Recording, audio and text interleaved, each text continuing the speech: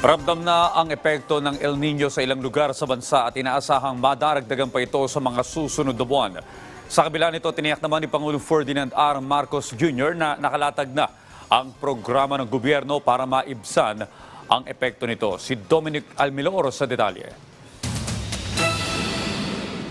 8 lalawigan sa bansa ang nakakaranas ngayon ng El Nino.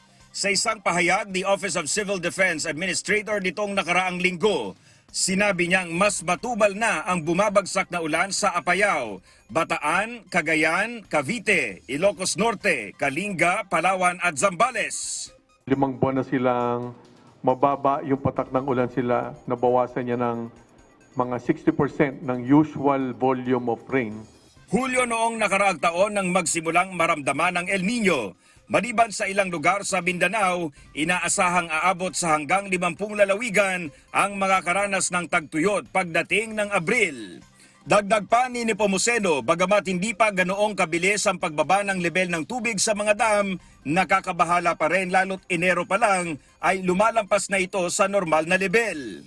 For example, ang Angat, ang regular level niya dapat 212 meters. Nag-less than 212 na siya 2 days ago.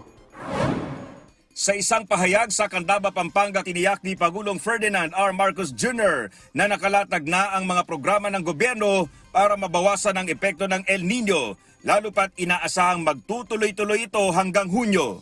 Ilan sa mga hakbang na ginagawa natin ngayon ay ang paglikha ng mga binhing umaayon sa pagbabagong klima. Gayon din ang pagsasagawa ng climate risk assessment para sa mga nasalantang pamayanan. Kamakailan ay nagpulong na rin ang iba't ibang ahensya sa ilalim ng Task Force El Nino, kabilang ang DENR, DOST at Agriculture Department. Dito ay tinatalakay ang short, medium at long-term intervention na maaaring gawin ng pamahalaan para mabawasan ang epekto ng tagtuyot. Naglaan na rin ang 31 billion pesos na budget sa ilalim ng National Rice Program para sa production support, research and development, irrigation at iba pa. Gagamitin din ng gobyerno ang Rice Competitiveness Enhancement Fund o RCEF para palakasin ang agriculture sector at pagtibayan ang kasanayan ng mga Pilipino sa modernong pagsasaka.